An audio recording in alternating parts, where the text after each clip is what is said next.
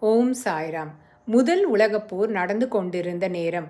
அப்போது இஎஸ் மாண்டேகு இந்தியாவின் அரசு செயலராகவும் செம்ஸ்ஃபர்ட் இந்தியாவின் வைஸ்ராயாகவும் இருந்தனர். போர் முடிந்தவுடன் இந்தியாவில் செயல்படுத்துவதற்காக இவ்விருவரும் சேர்ந்து மாண்டேகு செம்ஸ்ஃபர்ட் சீர்திருத்தங்களை வடிவமைத்தனர்.